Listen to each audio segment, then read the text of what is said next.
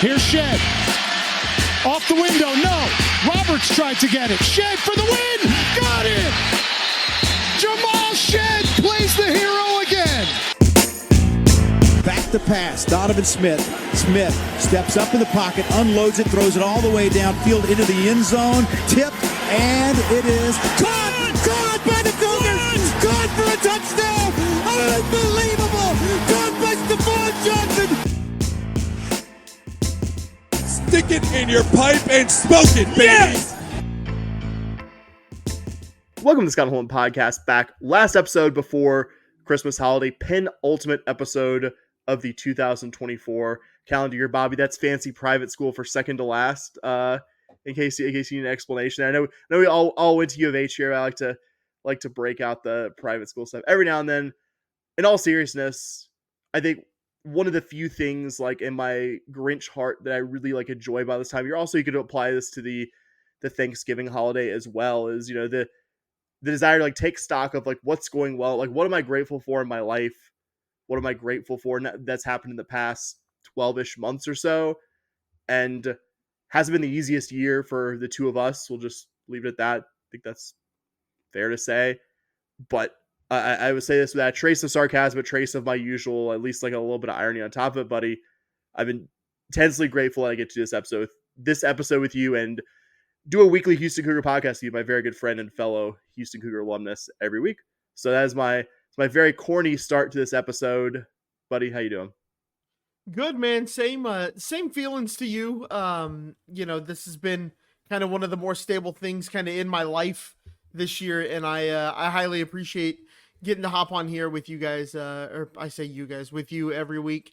Dustin was here for the first half of it, so but yeah, it works.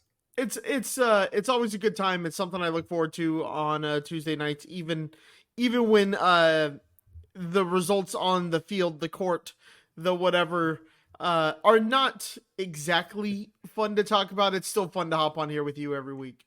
The ones, it's funny. I didn't think about this till you just said it.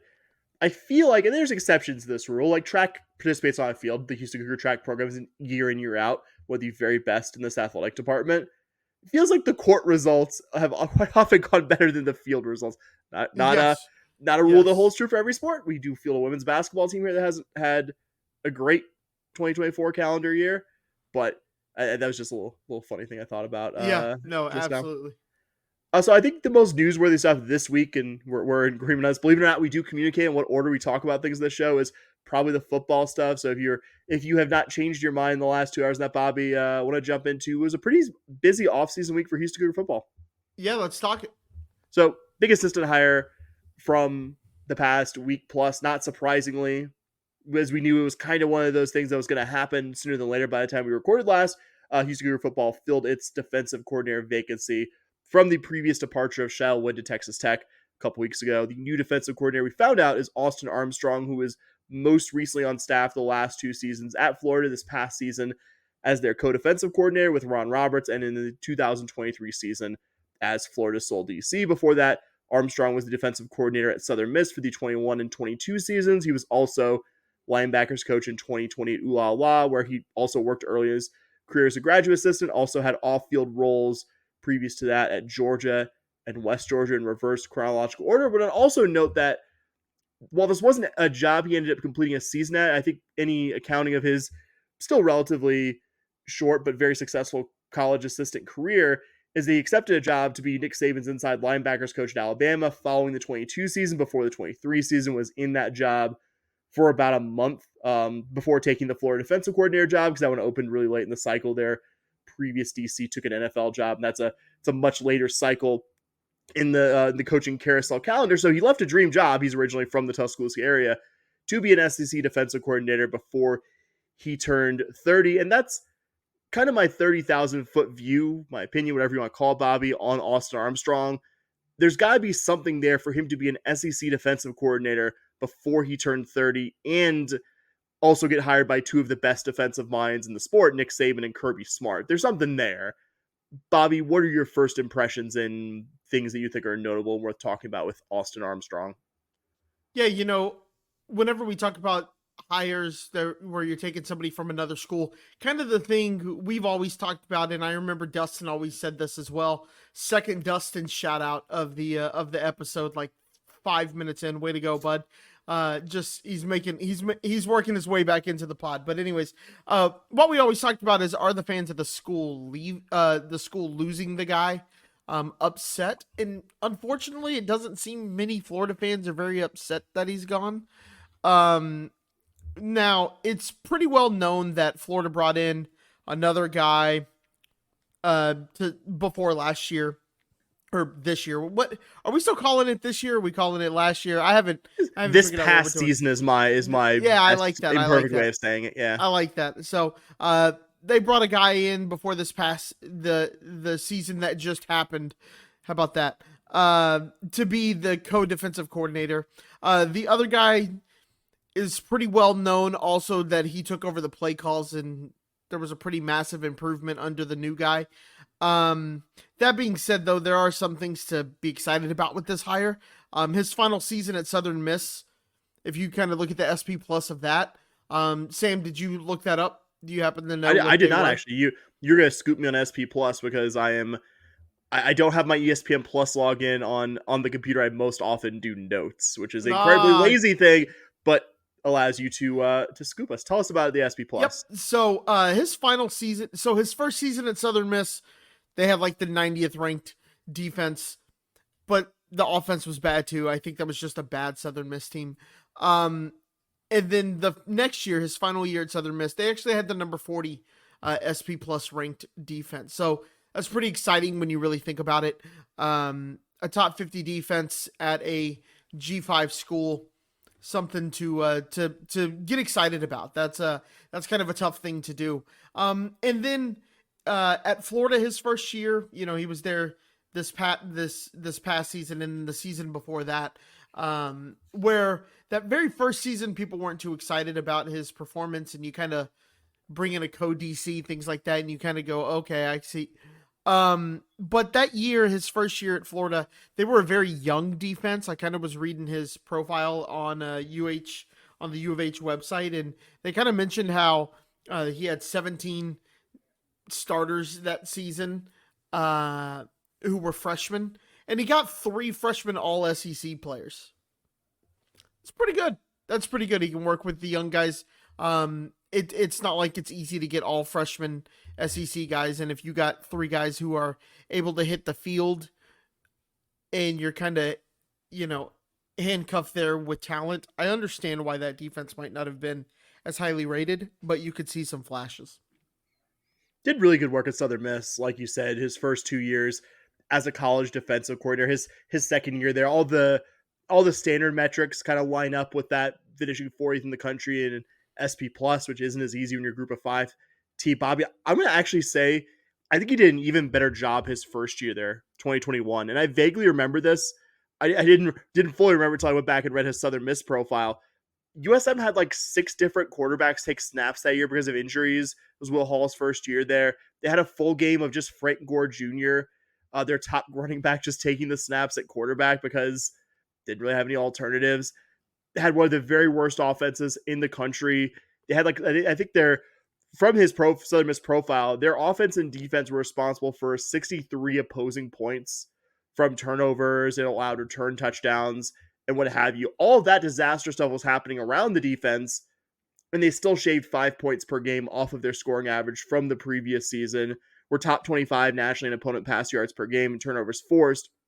His second year, paired with a better but not that great offense, they only gave up 23.5 points per game. 44 sacks and 22 turnovers, though, were the big numbers that stood out to me. Were by far the best of the 2 main units on the only USM team in the last 4 years that's actually gone bowling. And it might have, in another time, seemed like a demotion for him to leave to be a linebackers coach, but the fact that he got a job on Nick Saban's staff should tell you how highly thought of he was after his 2 years at Southern Miss. Florida didn't go as well as USM. You kind of summed it up, but it wasn't all bad either. Their 23 defense wasn't great, but they were also super young, like you said. Their leading tackler, in addition to those 3 SEC all-freshman guys that Bobby mentioned, their leading tackler, Jordan Castle, was a freshman, was their leading tackler. Like I said, it was also a freshman All-American selection. They brought in a super veteran defensive coordinator, Ron Roberts, he worked under Aranda at Baylor pretty recently as well. Worked under Hugh Freeze at Auburn, I believe, the season before this most recent one. I'm not gonna what's the word? I'm not gonna avoid the fact here. He didn't call the defense this season. That was Ron Roberts. I still think he shouldn't get no credit for them improving this season and Florida's defense being the biggest reason why they overachieved their pretty modest preseason expectations. Even a non-play calling co-coordinator is still very involved with that unit on a day-to-day basis, practice, film study, game plan implementation, all that jazz. Right now, Bobby, given that U of H is probably paying on the very low end of P4 assistant coach salaries, your candidate was always going to be one of these two general backgrounds. You're either going to be getting Coach A, who has extensive coordinator experience, but all of that experience is pretty much at a lower level than the one you're currently at, or Coach B, a hire who has some big name program experience as an assistant coach, but less proven success and experience as a coordinator. Because if you had that proven success and experience, well, let's just be honest, you probably wouldn't be in our price range right now. Armstrong's been a coordinator, co-coordinator the last 4 seasons. I would say in 3 of those seasons, the defense he coached or was co-coordinating was by a good margin the better unit of the 2 main units on that team. I'm not over the moon about the hire. I'd say I'm still around what I believe I told you the day of. I'm like a B minus for my gut reaction to it.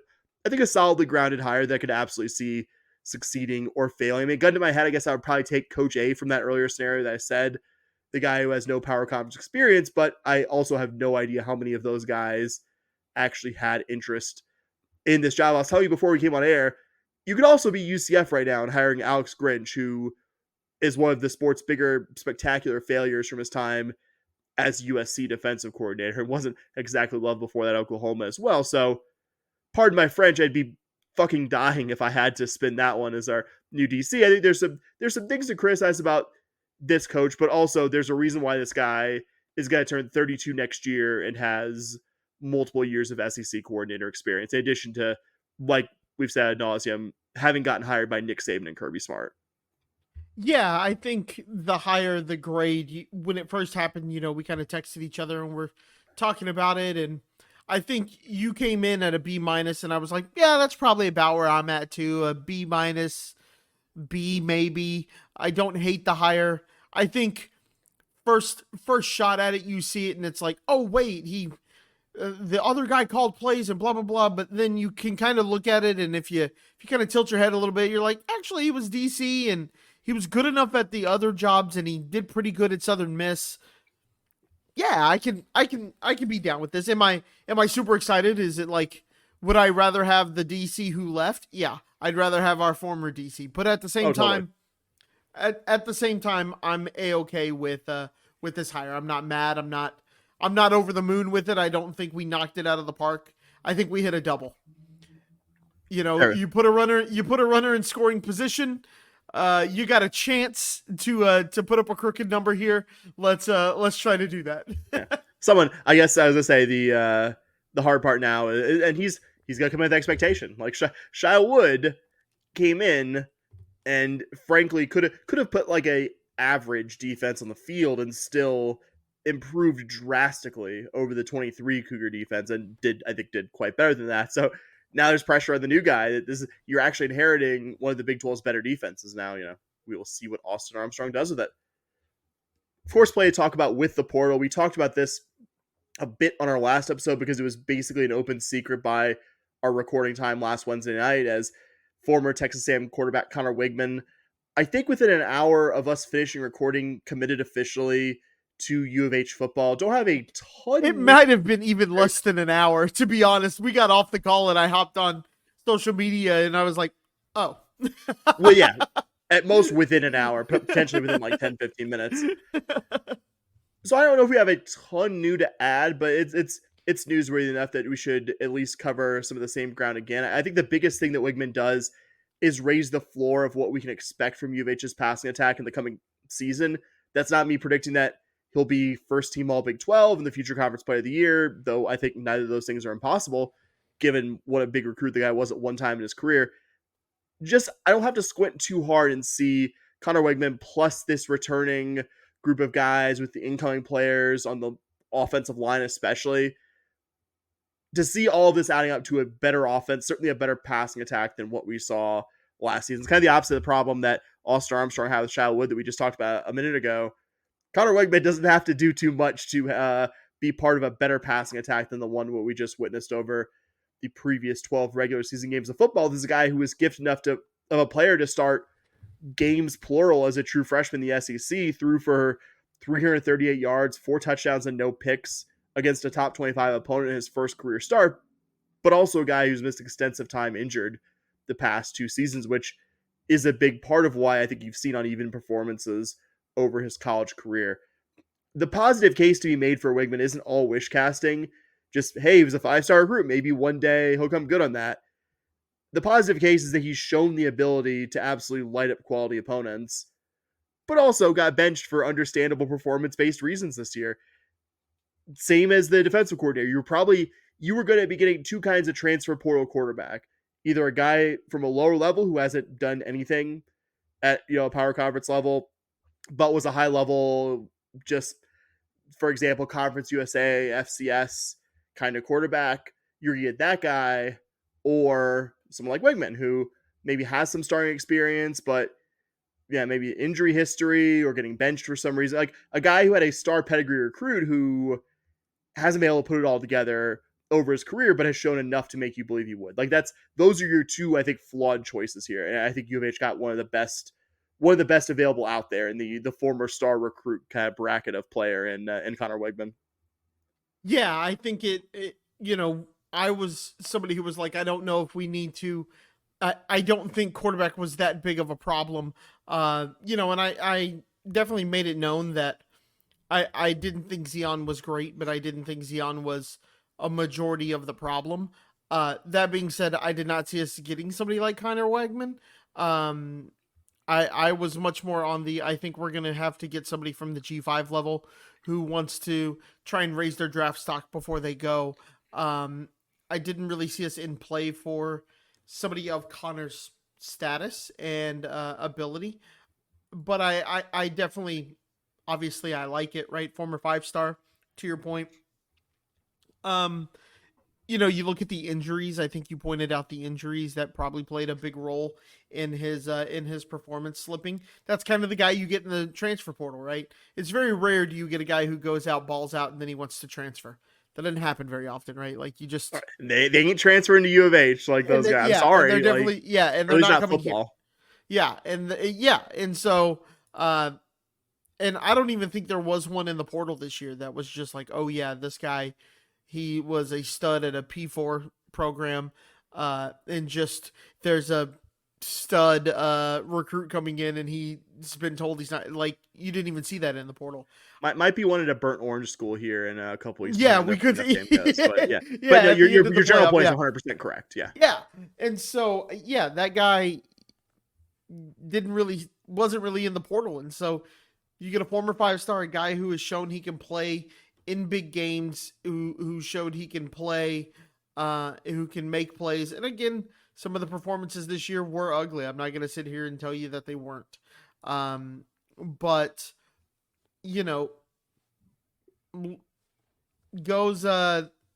plays Notre Dame, top 25 Notre Dame, 12 of 30, 100 yards, 2 interceptions. That doesn't make you get excited, but, it was Notre Dame.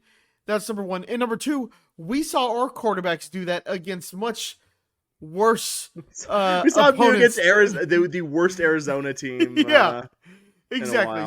So it, I don't, that doesn't scare me too much. Does it make me excited? Maybe not. But, I think overall for this pickup, I didn't see us getting somebody like him. So pretty excited with this pickup. The only thing I have to add, I asked an Aggie friend whose opinion I trust, I guess, as much as any Aggie's opinion, to be clear-headed about their football program. And he had mostly good things to say about Weigman, that it was a good pickup for U of H in his opinion, that if he had his druthers, he'd rather have Weigman back with a new OC versus their current OC quarterback situation. He actually unprompted pointed out to me that his replacement, Marcel Reed, was 1 in 3 in the last 4 games he started. So also keep your eyes and ears out for some premium content in the future from the two of us, taking a look at some notable career performances from the guy who's most likely to be the Houston Cougar quarterback in the coming season or two. And yet a number of big transfers that weren't named Conner Weigman that we've got to talk about here tonight as well. A lot of right answers to this question. Which transfer would you like us to lead with? Which one was the one that jumped off the page to you the most? I think the one I was most excited for, because we'll pull the curtain back again. When the portal opened, I sent you a couple of names that just kind of had me. It may have been the night before the portal opened. Either way, I was just some names that I'd kind of seen had entered the portal and I thought would be good pickups for the Cougs. And I would say my favorite one, he was on that list, is Jason Brooks from Oklahoma State. To be honest, I would like any O-line transfer who came in. Like, you could bring in 8 and I'd be like, yeah, figure it out. But I like the fact that in 2023, he started 7 games, lost his job, not because of performance or anything like that, lost his job because he got injured. So that's kind of where I lean with this. Is I'm not like, I wanted O-line help. A guy who has started at another Big 12 school and only lost his starting job because he got injured really is exciting for me. And, you know, you can kind of make the point, hey, did he play much on this really bad Oklahoma State team?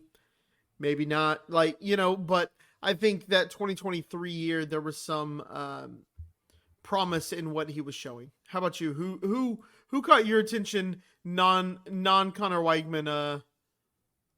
Before I make you panic, this isn't actually a big thing you missed with Jason Brooks, but do you know my favorite Jason Brooks nugget? What's that? His nickname is Queso. I didn't know fantastic. that. That's I don't know how I missed that. That's just as a fan. I don't know where I picked it up in the past week or so. Wait. I opened up another tab to double check to make sure I wasn't about to say something hilariously wrong, and I confirmed it while you were saying much more insightful things about Jason Brooks, the future. So wait, Cougar.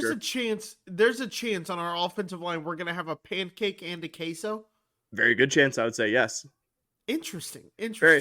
Yeah, I was gonna say if there's any food group that's gonna have, you know, a lot of association on the football field, it's gotta be offensive line. Line, absolutely. Maybe defensive line, but offensive line is leading that group. Good pick. I'm gonna stay with the offensive line, and as we expected, no position group has gotten a bigger makeover for the Cougs than offensive line, but so good to see the infusion of players at that group in the past week or so. I have Mackenzie Agnello from New Mexico.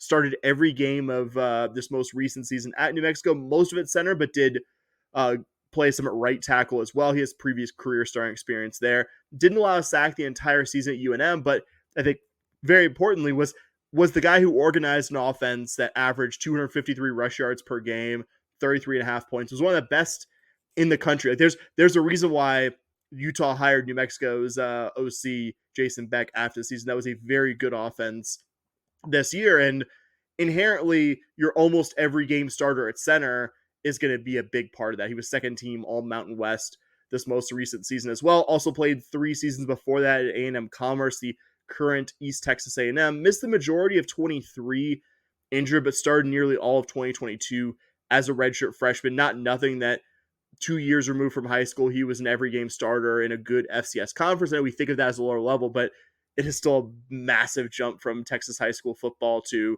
Southland Division I FCS. I expect he is, if healthy, and I'm not saying he isn't healthy, but that's just, I think, a caveat you have to add.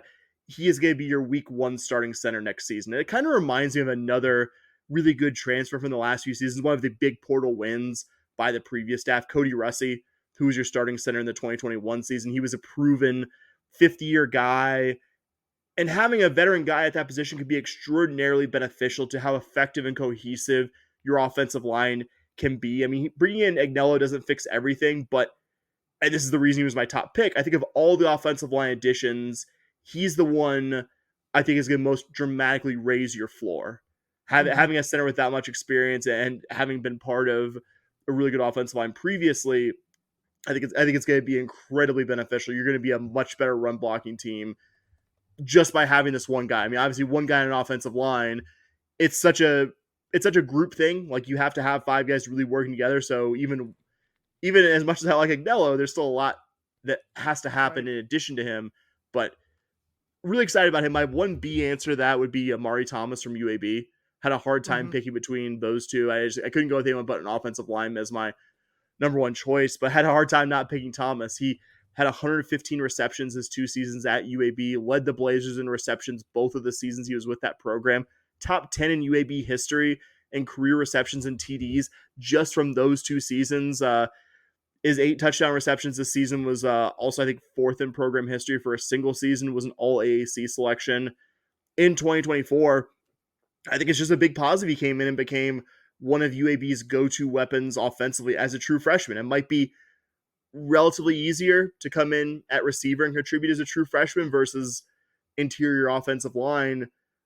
But make no mistake, it's an enormous jump from any level of high school football to playing in the American Athletic Conference. And I think what excites me the most about his game, though, he's a move the sticks kind of receiver. Not that he can't be good in the red zone. I mean, he had 8 touchdown receptions this season, so that inherently tells you he had a nose for the end zone. But he did so much of his best work after the catch. And I don't think U of H really had a receiver who could do that this year. A friend of the pod, previous guest Martin Marroquin, had another really good must-read thing at GoCougars.com where he talked about Thomas and another portal receiver who we brought in the past week, Harvey Broussard from Ooh La La, kind of compared and contrasted the guys. They're both bigger receivers, listed 6 foot or taller.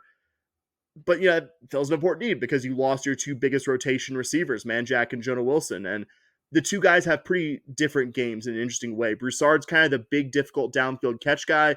Thomas is kind of your move the sticks and get his quality yards and space after the catch kind of guy. And you need both those types of receivers to have a good passing game. We've seen it historically. Your Tyron Carrier versus your Patrick Edwards or Justin Johnson. Like you need guys with a different skill set at receiver. It can't be all burners. It can't be all big red zone target kind of guys. And Thomas and Broussard, I think, plus the returning guys, much as you don't in a vacuum want to lose Joseph Manjack or Jonah Wilson, I really feel good about what you have with receiver. You added at tight end also in Luke McGarry last night from Tulsa as well. I really think you have what you need in terms of backs and receivers to have a much better offense this year. And Thomas, I think, is kind of the cherry on top. Yeah, I agree with all that. Interesting on the tight end, we saw some pretty big names that were linked to U of H. And seeing the Tulsa commit doesn't, I think it was good. I'm happy that he's. Did you see his offer list? Did you see his offer list? No, I didn't. It was stacked. And so to the point. So want to shout out her high school friend and fellow Cougar alumnus, Matt. Texted me last night while I was because I was not near my computer or really near any kind of device. He's like, yeah, we got a tight end who had offers from OU and Washington. He and I think LSU too. And at the time, he told me the name. I looked up Luke McGarry, and he had 26 receptions in 2 years at Tulsa. And I was just like, him? He did. He sent me the screenshot, and I talked with our Tulsa friends of the Golden Hurricast, and they said oh yeah, the last staff just absolutely loved him and raved about all the time, and just never consistently got him the ball as much as he deserved. That was kind of their assessment of him. Sorry. No. That was perfect. Yeah. Just really interesting. I just saw this. This was as of yesterday, so don't hold me to this. And this is off Twitter, so I'm really going journalistic standards here. But there have been how many teams that have 5+ transfer portal commitments so far? How many teams do you think there are? U of H is one. Good question. Yeah. I know we have I think we have 8 right now, including McGarry. I could be wrong on that, but it's a small percentage because if you look at our transfer page right now, Manjack's the only outgoing transfer out of those 12, 13 guys who's committed to another program. So I'm gonna say, and we're talking FBS only or just anyone. Yep. 16. 10. Wow. So you can tell that this U of H staff is going to rely on the portal. I think that's something that U of H needs to do in football going forward. It's not that I'm like, oh yeah, forget all the high school kids and that kind of stuff. I think U of H is in such a unique position where we're located that you're going to get a ton of guys who go off to school. They go to a SEC school, something like that, or they go to a Big 12 school like Oklahoma State or something like that, and they want to come home. We're going to be a lot of guys who maybe that experience at Miami or that experience that they got at Georgia Tech wasn't quite what they expected, and they want family to see them play a little bit more, or they just want to just come home. And they weren't bad players. They didn't, you're going to see guys who played and who did okay that just want to be closer to home. I mean, that trip to Tulsa from Plano is still 3-4 hours from McGarry. You can go to a Big 12 school and still be 4 hours away from home in Plano. So it's kind of one of those deals where I just think we're going to see a lot of guys. I think you're going to see U of H be very big in the portal, and NIL's obviously going to play a role in that, but I don't think U of H necessarily needs to come out with the multi-million dollar portal gets or NIL deals that you're going to see from SEC schools or Big Ten school or something like that, because a lot of the money is going to be playing at home. Your family doesn't have to travel as much to come see you. You get to go home in the off season and go see your parents and go do all that kind of stuff. Like, that plays a big role. And so I wouldn't be surprised if you start to see U of H be a big time player in the portal. Just for that reason alone, kids want to kind of come back and be closer to home. And we're not privy to the details of it, but beyond it being told to us that it was not a small amount of money. But I think the fact that you got Weigman tells you that U of H is at least somewhat serious about NIL. Like, I mean, as much as I'm sure the appeal of playing, going in and having, I think, probably the inside track, that's fair to say, right? Inside track to start in 25 and 26 in a power conference league, and have kind of the program get built around him, going from a place where it really probably seemed like the staff that was there now versus staff that recruited him probably wasn't as interested. So there were some things there non-NIL related, close to home, all that stuff that I'm sure made it appeal to him, but I also don't think he's playing for us for free. We were expressly told that it was a pretty good amount of NIL money coming his way, and I'd imagine he's not the only one getting paid here. Certainly the quarterback gets the big payday. That's that holds true in professional football and allegedly amateur football that we are talking about and following here. But I would love that to be an indication that, hey, we're not gonna ever be the biggest names here, but that we're much more serious about than has been kind of indicated to us in the past. While you were talking, I wanted to just kind of see something here. Weigman's NIL valuation in 2024 was $628,000. Who do you think? Do you think you can name any of his besides Texas Aggies United and EA Sports? He's got three other ones that are kind of. I can name one for you just because I just happened to see it. Just kind of like before he committed, I was trying to again see any indication hey, is this guy said U of H is a finalist or anything like that? Yep. Wrangler was one of them. I don't know if that's still active, but he was definitely doing NIL stuff for Wrangler as recently as this current season. That's not listed here. I see. Maybe it's an A&M specific thing that expired, but he 100% was doing Wrangler in the most recent season. I see Cotton Holdings, which is a Houston-based disaster relief company.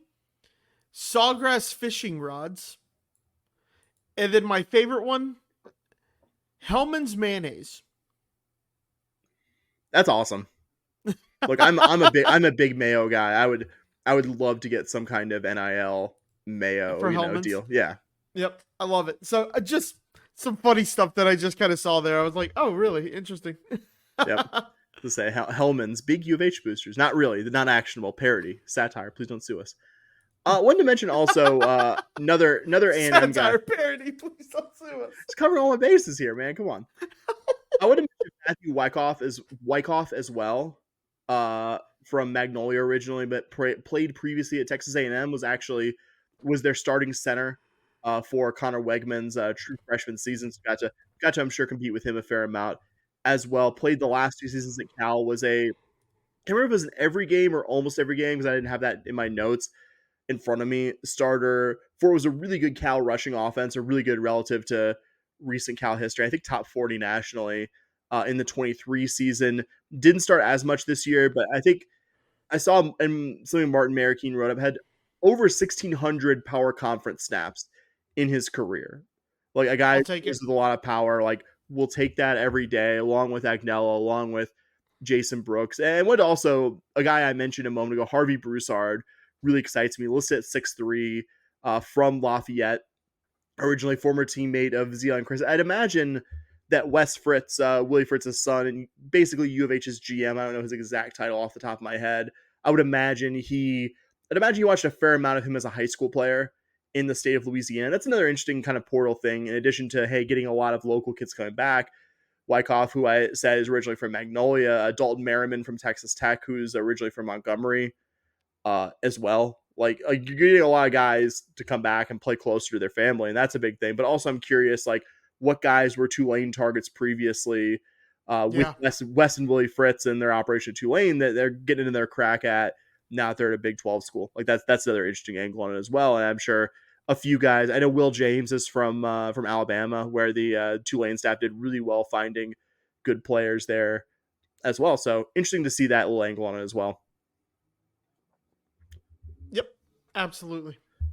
Not an addition, but worth mentioning because it feels like one. Really happy to see in the last week Jeremiah Wilson withdrawn from the portal, indicating that he's coming back to the University of Houston after at the beginning of the month saying he was planning on entering the portal.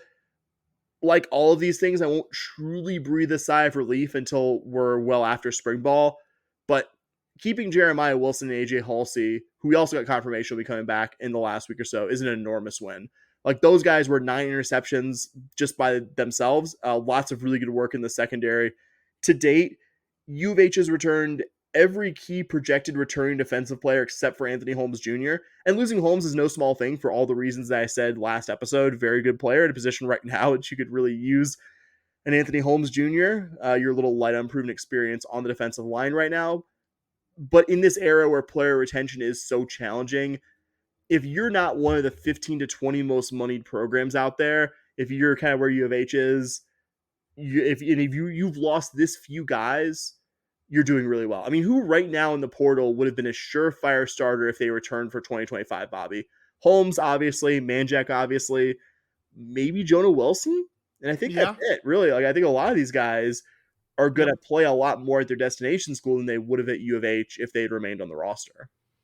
Yeah, I don't know if you saw this, but Parker Jenkins said he's got a visit to Texas State squared away soon. So, yeah, I mean that's just kind of show the point there. Yeah, probably. I mean, again, I think Parker Jenkins is good at Texas State offense and really do some good stuff. I will quickly mention, did get the news that Joseph Manjack committed to TCU this morning, or his commitment became public as of this morning. Best of luck to him. Except the week that he's facing the Cougs. I do wish he had gone to a non-Texas school or maybe not a school on U of H's schedule, but I think I'd almost rather him be at TCU than any of the other Texas Power 5 schools. Would you rather see him at Tech? God, would you rather see him at SMU? No. The Horns or Aggies? So I think, I don't have any negative feelings with TCU. I always kind of enjoy TCU and their fans and that kind of stuff. You know, living up here in DFW, they're definitely the better of the two fan bases up here. So yeah, I'm in. Yeah, honestly, like I thought maybe after a season of going against them, I'd be like, okay, well, this is something I find really annoying about him, but I don't know, man. Like, actually seemed pretty cool. Fine. Yeah, they're fine. Yep, have no ill will towards him making that decision or doing anything like that. Like I think you and I said on a pod at towards the end of the season, like, would you blame him for going? No. So like, what's there to be upset about? I don't blame him for going at all. No. Even with all the additions we've talked about at a team, TCU, it's probably going to be a sure thing in the passing game. Then the Cougars, maybe not better in the balance, don't know yet, but probably a sure thing in the passing game with Josh Hoover and everything they have coming back there and being one of the best passing attacks in the country this year.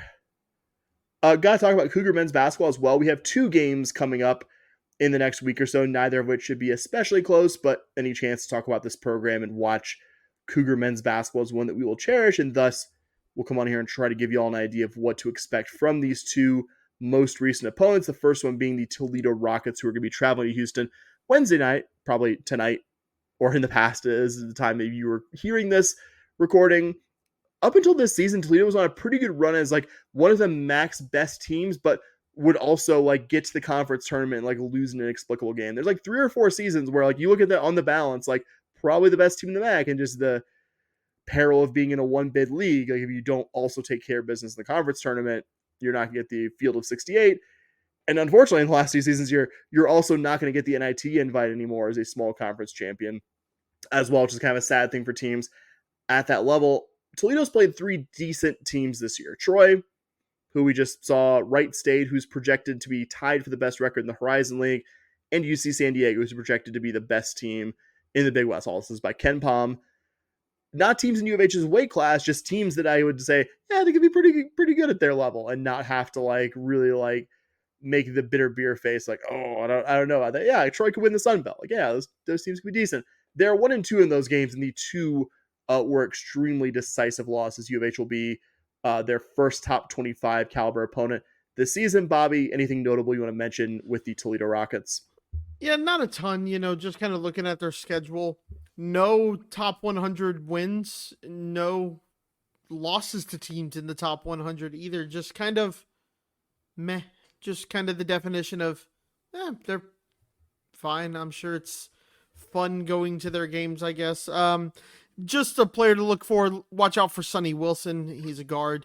Puts up 16.4 per game, 4 rebounds as well, shooting 55% from the field. Something to just kind of definitely make sure you are watching. He could go off, but anytime there's a guy who stands out head and shoulders above anyone else on the floor, this offense or this defense does a pretty good job of making sure that either that person gets theirs and nobody else gets anything, or that they don't score at all. So hopefully this game isn't very interesting. If it is, then we have other issues. I think what's going to make any kind of upset very challenging for the visitors is that Toledo is outside the top 300, not top 100, top 200, top 300 in the country in both opponent 2-point and 3-point field goal percentage against a schedule that's been, you and I have both mentioned it, almost exclusively not very good teams. I think to some degree that this is Toledo's coach Todd Kowalczyk banking on having this really young lineup where 4 of his 5 regular starters are freshmen and sophomores, and that paying off by the end of the season or paying off next year. Sonny Wilson, definitely worth mentioning. Love a guy who's listed 6'1" and is second on his team in offensive rebounds. That's we can appreciate. We can appreciate good rebounding guards, if nothing else, here at the Scott and Holland podcast. They're a team that've been pretty solid at making their 3-pointers, but they don't take a lot of them. They're going against a U of H team that's been pretty elite in perimeter defense this season. Really interested to see how they're very good at not turning the ball over. Like they're 5th nationally in turnover percentage, and the Cougs have been just year in, year out, including this year, quite good at turning opponents over. Interested to see how that one goes as well. We also have on Saturday early afternoon, also at the Fertitta Center, the Texas A&M Corpus Christi Islanders visiting. Most recently, they took the extremely lengthy road trip to Hawaii, lost by, I think, a pretty respectable margin to the Rainbow Warriors in that one after going into the half. Tied. They've had to deal with a bunch of injuries in the early season. First, their promising freshman guard, Isaac Williams, who averaged about 10 points per game over the first 6, but has been out the last few games. They also have rotation guys, Cam Parker and Aaron Potter, missing time recently as well. I think the most interesting thing for me to watch is a couple of their big men. Owen Deese, a 6'8" kind of stretch 4 guy, and Gary Clark, who's more of a back to the basket big man, but can also shoot from deep at least occasionally. They do a lot of stuff well offensively, which makes it very funny to me that they are also, I just love these contrasts. Teams pretty good at shooting the basketball cannot make a free throw to save their lives. They're like well inside the top 100 in both 2-point and 3-point field goal percentage, and the I think 3rd or 4th worst team in the country at shooting free throws. And they're good at getting to the line too. That's the thing. Like they're good at drawing fouls, they're good at making shots, and yet somehow are still struggling at the free throw line. I love contrasts like that. I love it like when a team has like a really putrid offense but are like top 10 in the country defensively. I just love little contrasts like that. So it makes college basketball, I think, a funny, compelling product. Bobby, Anything you've learned worth sharing about the Islanders? I mean, there's not a ton, right? Their best win was a 19-point win over SFA. When you look at Kim Pom rankings, that is a decent win, right? Nothing crazy. I will say though that they lost by 17 to a pretty good Purdue team early on in the season. I think it was the first game of the year. So they could sneak up, catch you by surprise. Don't expect this game to necessarily be, one of those 40-point games, but I definitely hope and think that the Cougars are going to breeze through this one a little bit. I think the interesting thing from both these games, Toledo and A&M Corpus this week, is how you get that, because these two opponents have not been great at preventing opposing big men from scoring.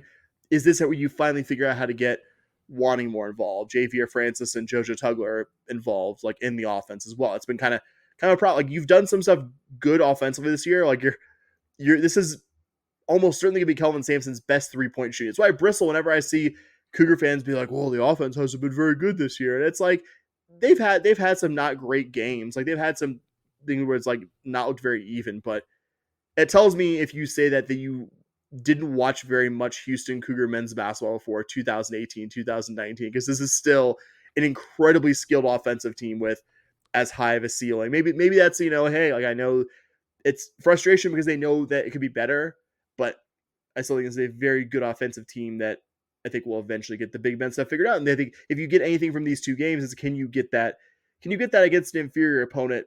Not solved, because you have to do it against a better team eventually, but like, okay, this is how we do this, and this is maybe how we execute it against an opponent that's a lot better than A&M Corpus or Toledo.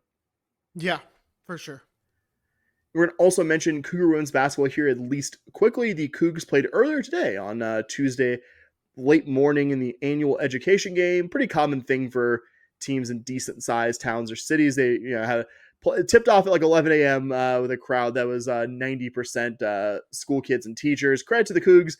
Didn't really fool around with Mississippi Valley State. Won this one 98-40. Was never close at any point. Everything with this game comes with the caveat that you're going against one of the very worst Division I teams, but again, we'll shout out the Cougars not having us come on here and be like, wow, we let Mississippi Valley State hang around. Nope. You beat them by almost 60. Did what you should have. Kiera Merchant went to shout her out.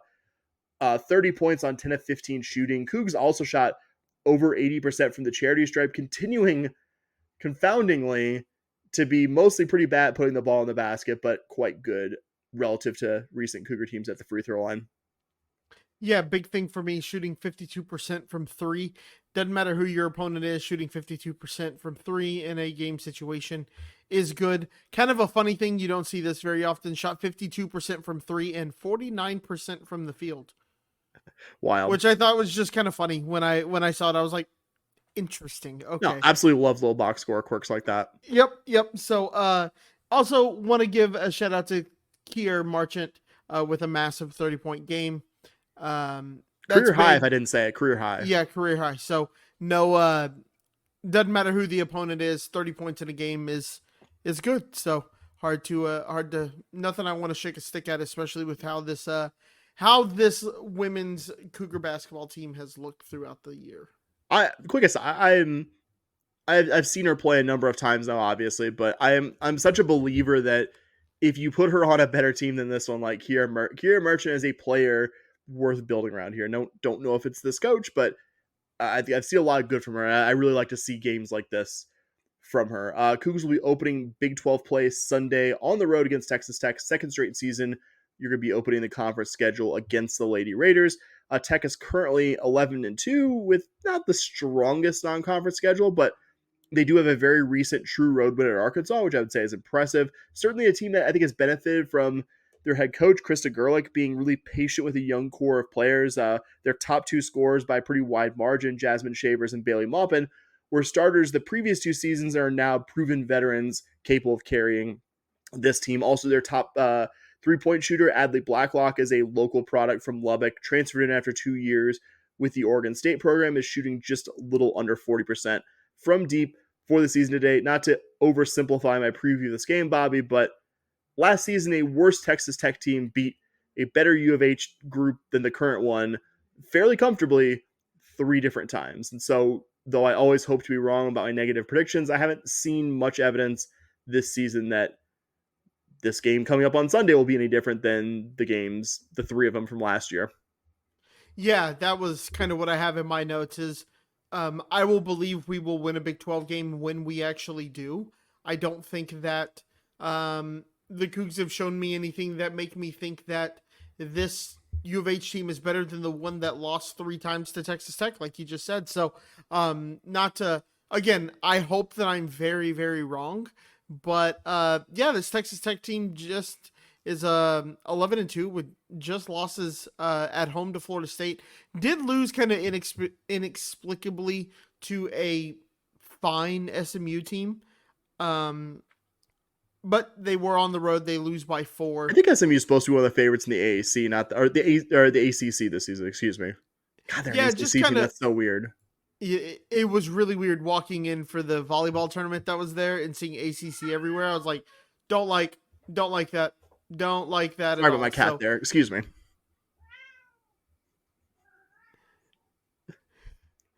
So, you kind of look at SMU, though, to your point. Lost at Florida State, lost at Missouri, and then went and beat Texas Tech. That SMU team, not that we're playing them, I don't know why I'm talking to them about them so much. That UT Arlington team did lose to that SMU team by 25, and that SMU team just barely beat the Texas Tech team. So, could be kind of ugly, this game, but overall, I hope that I'm wrong. I beg that I'm wrong, but I'm not holding my breath thinking that the Lady Cougars are going to come out with a win here. Yeah, it'd be a heck of a way to start Big 12 play to get this win. A much better Texas Tech team than the previous season. And it'll be like the Donald Trump stop the count when I see the standings with us in first place. I'll be like, stop the count. It's over. Remind me to do a social media post about that one, honestly. Give us the count it. Give us the bid. Thank you. I'm going to find everyone who did like a Big 12 women's season projection be like, this year? 16th, huh? Well, you look pretty silly now that we're 1-0 in a conference, idiot. What an idiot. A topic I'm very excited about. We've delayed talking about it purely because of just the amount of time we had to record and stuff going on. But we have a Cougar tennis schedule for the spring season that I'm very excited to talk about here. Since the closing of the fall season, kind of mid to late November, depending on whether the program had people at the fall championship, there's been a slow drip of teams releasing their spring schedules the last couple weeks. Like first week of this month, we got Cougar Tennis's full schedule for the spring season, though it's almost kind of like a late winter to early spring schedule because it starts in mid-January and finishes at the very end of March and early April. The first competitive action is going to be in Miami in a little under a month. It'll be January 10th through 12th. It's something called a hidden duel, which basically it's kind of like a college tennis comp to a college basketball preseason exhibition. Like you play games that that count, but also not like in a team sense. Like you're not going to have like a dual match. It's going to be just, hey, like here's a bunch of scheduled singles and doubles matches, and you get to test yourself against, in FIU's case, a program that is consistently one of the best that's not in a quote unquote power conference year in, year out. So good season preparation and good off of a about 2-month layoff for all these players from competitive tennis to get back into it. The first match that will count for a win or a loss will be Sunday, January 19th. It's at home against North Texas. Cougs lost to the Mean Green in Denton 4-3 last year, but had won the previous 4 head-to-heads. The following Sunday, January 26th, the Cougs will host Portland and UT Arlington for a doubleheader. Both are solid programs. U of H has had problems with UTA in recent years, but also both matches are ones that this new group should be able to win. Cougars will have one more home January match versus Tarleton on 31st, and then play 4 dual matches all away from home. In the month of February, you're going to be at Rice and SMU the first week of February. Those are going to be pretty tough to win in a dual setting, though the Cougars play a number of head-to-heads against players from these two programs during the fall, so there will at least be, I think, a pretty strong familiarity to what those two rosters have. Ditto for UTSA, a lot more winnable. The Cougars will be traveling to face February 16th for their final non-conference match. About 2 weeks later on the 28th, the Cougars are going to open up Big 12 play against Oklahoma State. the team that I'm sure will be the preseason pick to win the Big 12, probably one of the top 5 or so in the country as well. It's going to be a homecoming for Cougar head coach Kat Adamovich, who is an All-American and multi-time Big 12 champion while competing for the Cowgirls about 9-10 years ago. If nothing else, getting OSU at the start means you're getting at least your most challenging conference match out of the way early. Your home Big 12 matches in order are TCU, Baylor, KU, Iowa State, West Virginia, and Cincinnati, and the road Big 12 matches in order: OSU, who I just mentioned, K-State, Texas Tech, Colorado, UCF, Utah, and BYU. I think I would put your 13 conference matchups in 3 categories. OSU, TCU, Baylor, BYU, and UCF. Those are going to be very difficult. You're just kind of hoping to grab a point or two there. And I think in the middle tier should be competitive, but will be tough to win. I'd put Tech, Utah, K-State, and Kansas in that tier. And then the very winnable ones, Iowa State, Cincy, West Virginia, and Colorado. You missed the 2 Arizona schools in conference play. In a perfect world, I might have swapped UCF or one of the other really tough ones for Arizona, who was not that great of a Pac-12 program last year, but also ASU would have been extraordinarily tough, definitely in that top tier of opponents. I'm going to be there in person for the home opener, ideally a couple of the home Big 12 weekends, and in person for the final regular season weekend for the Utah schools. In April, I'm going to finally, at long last, see a Cougar sporting event at BYU and or Utah. As I've said a few times, this should be a much improved team. You didn't have anyone remotely on the level of Santa Strombacha leading the way for you last year, and you also got 3 really solid sophomores joining Strombacha from Grand Canyon with this new head coach. And one of your returning athletes, Gabby Cortez, had a really strong fall season as well. Anytime Kat's talked about this fall season, she's taken pains to mention Gabby Cortez, really, really doing fantastic. One performance that really stood out to me is the ITA Texas Championships at TCU. She went through basically like the lowest rung qualifying Thursday and made herself a pretty deep run, probably a deeper run than you have expected coming in.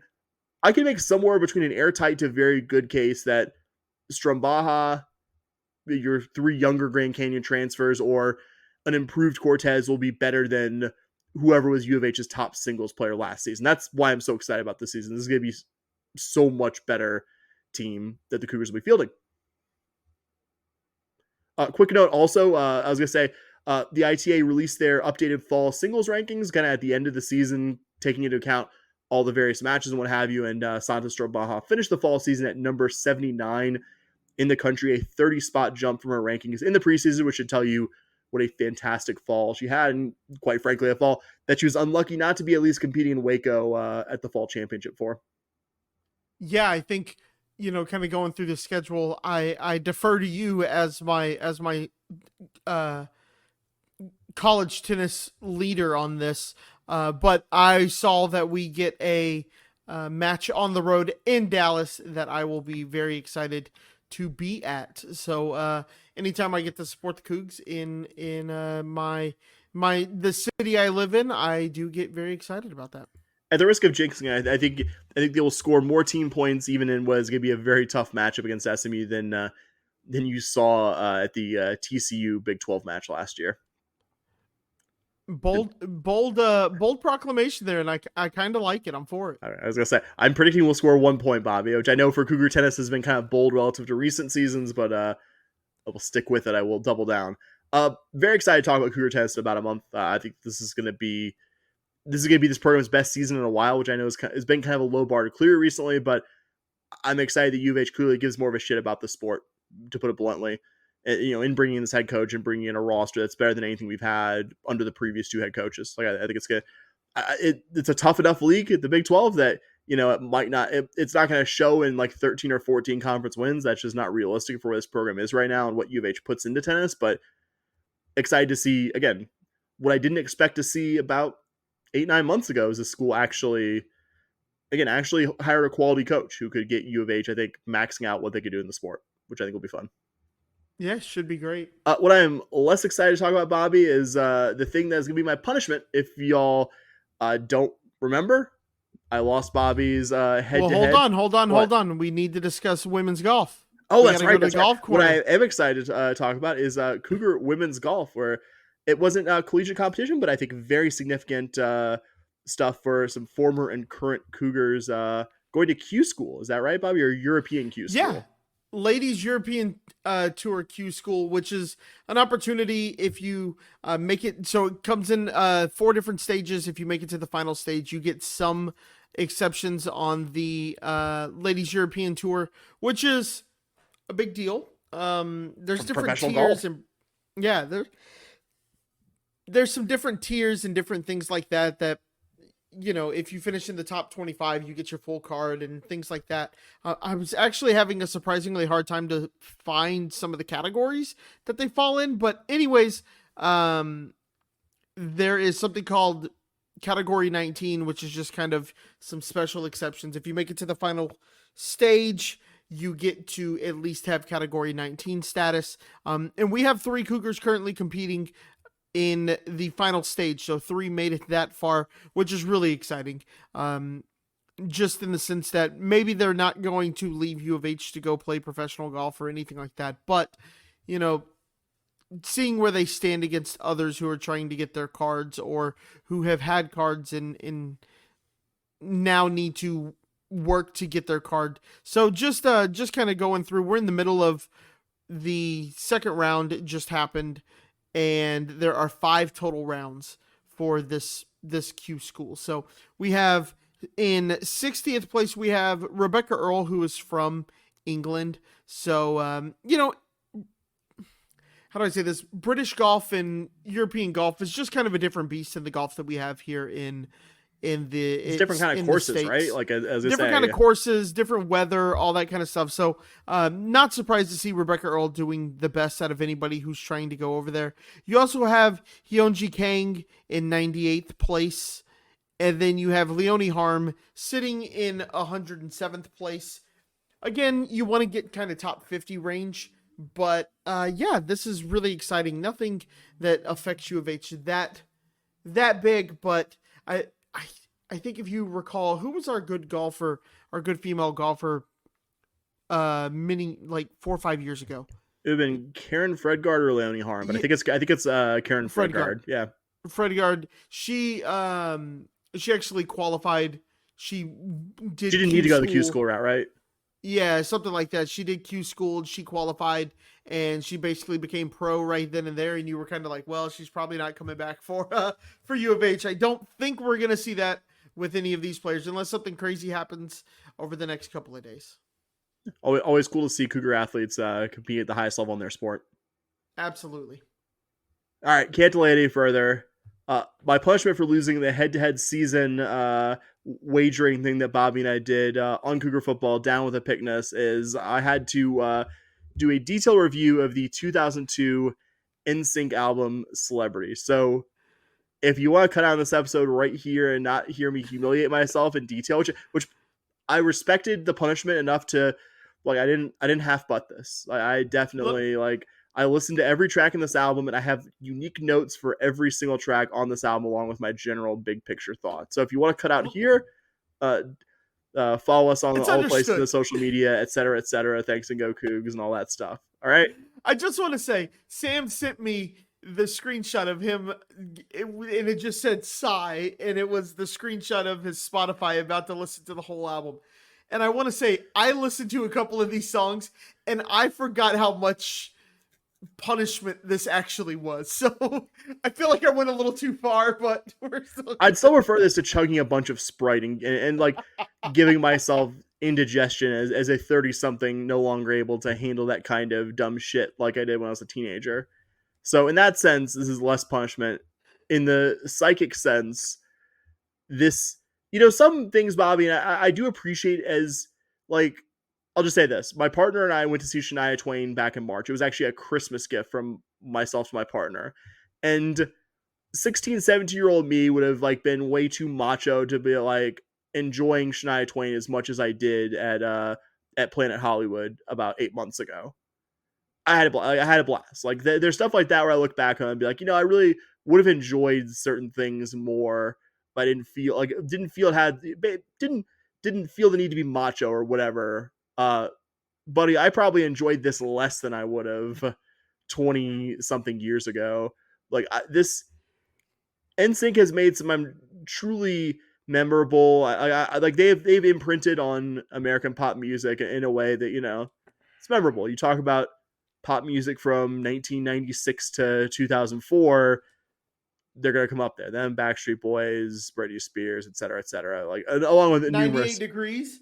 98 Degrees, and my close personal friend and Cincinnati men's basketball superfan Nick Lachey as well. Gotta mention. You Love is to bring Blind that up host, real I believe. quick. What's that? Love is Blind host too, I believe. I think so. Host of some trash show. So I would give them their due in that sense. But this album, Bobby, is a fucking piece of shit. This album is terrible. And so we'll just go track by track here. That's my overarching thought here. Is terrible. Pop, the opening track, was the only song I actually had some vague memory, like, oh yeah, that was a song that like played on the radio, or like maybe played at a dance or something like that. Whatever, that I actually remembered from way back when NSYNC was, I guess, more in the cultural zeitgeist.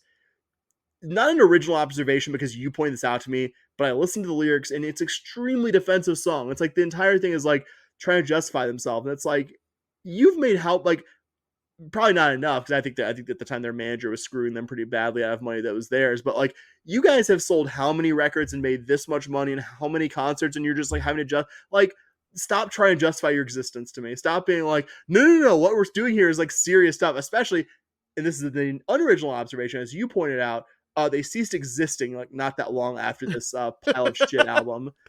So that was my favorite aspect of that song. It's why I listen to that song when I do, for a good laugh, because he's like, what's the deal with this pop life and when's it gonna fade out? Like literally after this song. Like after this song.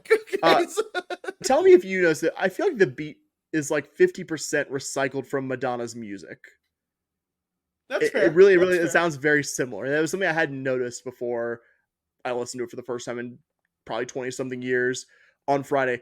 But the biggest travesty of the song is the last 30 seconds, where it's basically just one of the guys beatboxing.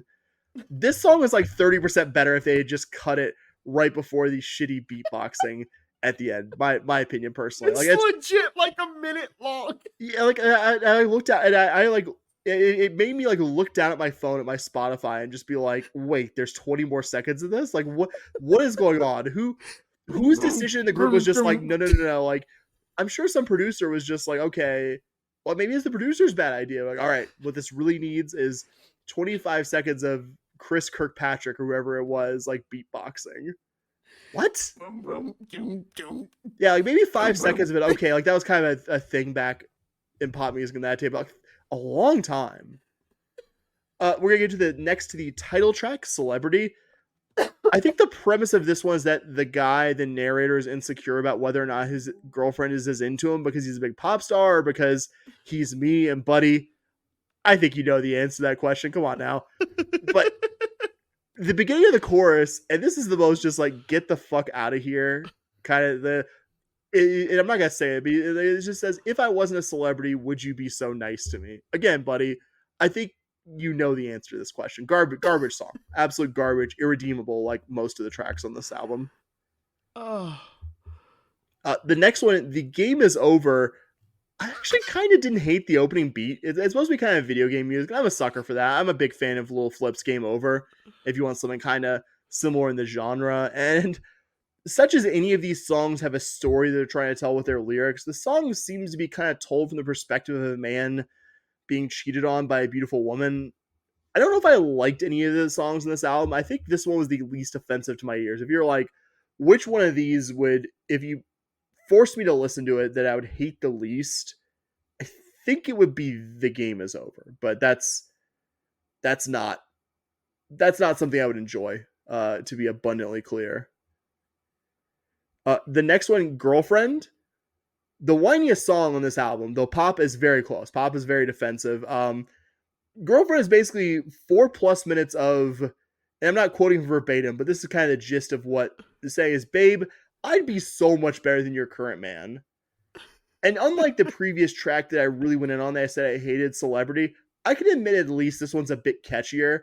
But there's a line where the narrator, the guy singing, is just like, I'd be your shining star. And Buddy, fuck off. Like, I'm going to say that a lot more. I've said it already a lot, but fuck off. Come on, man. For the next track, The Two of Us, Bobby, I'm just going to read a selection of lyrics from this. You ready for this? You ready for this? I'm not gonna sing it. I'm just gonna do this entirely spoken word. You good? Yes, I am so All right, ready. here we go. You see, I toss and turn when I'm alone, and I just can't wait till you get home. Waiting for your call, cause tonight we're gonna do it all. Girl, it's just the two of us, cause I'm thinking about you day and night, and I just can't get you off my mind. When you get a minute, baby, I was thinking we could hook up. Real subtle, real fucking subtle here. Like, really just try to show. Sorry, editorial note. Like, just like really try to show we're an adult band here. You know, it's not bubblegum pop anymore. We're talking about hooking up in 2002. It's just the two of us, the two of us, because I'm in a room full of people. You're the only one around, and nothing in this world could ever bring us down. Baby, I'll be there telling you I care. This I swear. Girl, it's just the two of us. Dramatic pause. The two of us. You know, I guess if you look like the guys in this group, you can sing this and apparently be desired by the majority of girls, now women, who were born between 1987 and 1992. But I felt gross after reading that, and believe it or not, I felt less gross reading that than I did after listening to it. Like, take it down a level, buddy. Good God. We have the next one, the first ballad of the album, Gone. Kind of going a little orchestral with the intro. You didn't think Girlfriend was a ballad? No, not so much, buddy. Going a little orchestral, though, with that intro, has the old record sound. God! Just wanted to add that. That's my only other note. God! I don't want it to make excuses, baby, was also a line in there. And then he proceeds to spend the rest of the song making excuses, which it made me laugh at least a little bit. I don't know if I liked it, but I think I actively hated it less than most of the other songs in this, which again, very low bar to clear, but I think Gone kind of cleared it. Tell Me Baby, the next song, there's a breaking glass sound in the first 20 seconds, so you know this is going to be some more hot garbage, fake tough guy stuff. My quote from this here, tell me, baby, why don't you want to love me? And no, I just want to say, why can't Justin Timberlake say me correctly? It's not a Memphis man. Tell me, don't you want to love me? It's me, right? Like, I know he's from the South. He's from Memphis, but man, you've had like 7-8 years of vocal coaching to like this point that you've recorded this. Like, come on, dude. Like, please, like more from the whiny "your man won't love you like I do" genre of songs here. Pretty bad. You have Up Against a Wall next, and another like I don't care at all. I think is said over and over again in the chorus of this. But I'm sorry, man, you're singing a whole song about it, so not buying it. This had a mirror on the wall thing, which along with the other qualities, I think I would put Up Against the Wall top 2 or 3 songs I enjoyed the least from this album. There's also See Right Through You, pretty forgettable, kind of in the your man can't do for you what I do genre of song that this one unfortunately falls into. Completely forgettable otherwise. We're getting another ballad, Selfish. Kind of the same girl you need to really get with me lyrics. A real line from the song that I'm going to save to you. Why do you push me away? All I want to do is give you love forever and ever and ever. It's a real lyric that I wish I was making up, but I am not. And I get that NSYNC probably had a quota of high school dance slow songs they had to squeeze into this album. This was one of them. And there's also, so what's wrong with being selfish in it? Yeah, that's how this awful song ends. Just Don't Tell Me That. The next one, this is NSYNC's adult album because they mentioned the Playboy Mansion in the first seconds of the song. Other than that, completely forgettable.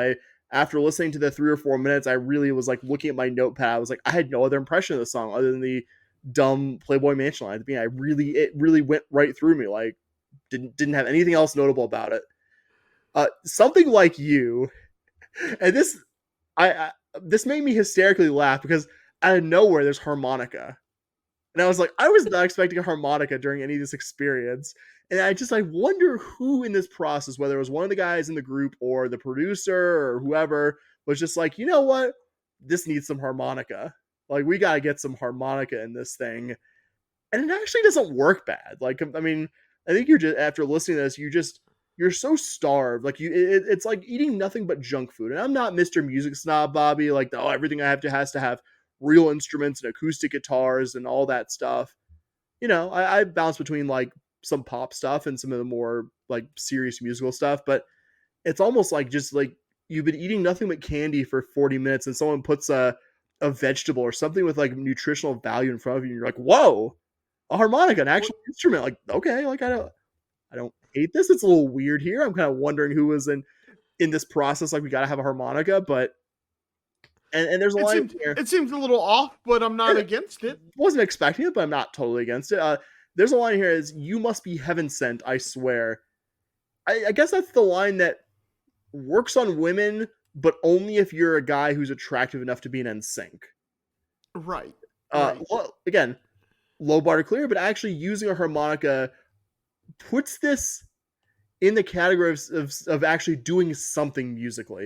It is the least bad of the ballads in this album, Something Like You, and yet still had the line, "I can't believe that you happened to me," in it. And it's just like, okay, buddy, okay. And Do Your Thing tells you know what I love about Do Your Thing, Bobby? It was the last track on this album. There you go. That it was at the end. Do Your Thing, thing is basically the chorus in this one. I didn't look up which guy this was because I wasn't obligated to do so, Bobby, so I'm sorry I didn't do it. But one of the guys does this half-ass whisper rap thing at about the 2-minute mark, which really, really is terrible. Like, because the album, the song itself was like, all right, it's kind of, whatever, forgettable. And then the whisper rap thing happened. I'm like, this sucks. This is just a big turd in the punch bowl at the end of this terrible album. So this sucks. That has been your review of NSYNC's 2002 album Celebrity that I listened to every second of as a deserved punishment for being worse at Bobby at picking football games over the balance of a Cougar football season. You know what the worst part about this for you was, besides having to listen to it? Yes. Is if I don't do a dumb thing in the last week and bid $500, you win, and I'm having to do the intro for Pickness. It was one stupid bet won me this. I mean, I could have made a stupid bet like that. That's true. You could have, but you're not stupid. I am. Hey, that stupidity won you an entirely fake gambling thing, and forced me on a Friday afternoon to listen to NSYNC's 2002 album Celebrity. Dude, so I guess you're the winner here, if anyone's a winner. So I was running some personal errands last week when I got the message from you. I think it was about 2 or 3 my time, so it would have been about 4 or 5 your time. Yeah, it was right in that range, yeah. And I was dropping some stuff off. And I'm opening the car door. I'm opening up my door to my car, and I look at my phone, and I just see the picture of your screenshot of your Spotify, and I couldn't start my car. I was laughing so hard. I was like, yes! I look like a psychopath to everybody in that parking lot. Yeah, I mean, bullshit. I did not do any of it on my work computer. I had my like work email and like various dashboards up.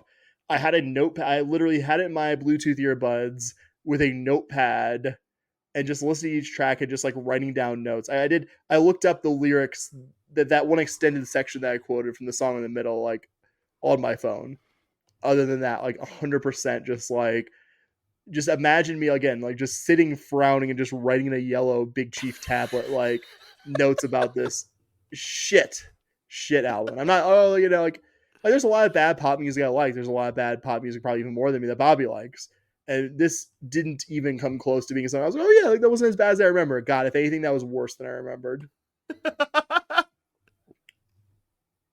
Well, buddy, it would have been appropriate punishment if it hadn't been. So kudos on that. Right. And not kudos to me for losing an hour of my life, I guess. Buddy, take us home for all the sickos who are still listening to this. All right. Well, if you are to what Sam just said, a sicko, and I have to agree with him. Affectionately a sicko. Yeah. We mean that with all the love in our hearts. We really appreciate you still being here and kicking it with us while you are enjoying this holiday season. Hopefully you're enjoying this holiday season. If you want to give us any feedback, we are open to it. We love hearing from you. You can find us on Blue Sky at podcast.bsky.social. You can find me at #1coug. Bsky.social. We're still on Twitter too. Social. And we are still on Twitter as well. We're not on there as much, but if you send us a DM or something like that, we do still get the notification. We will still check it, say hey to you, and all of that. And then if that sounds like a miserable existence to you, or you were smart and got off of all social media and you just want to send us an email, you can always reach us at shpodcast@gmail.com. We will answer those emails there as well. And make sure you subscribe to us, our network partners at the 1012 Network. And Sam, what do we always say, buddy? Go Cougs. All right. Go Cougs! Let's go!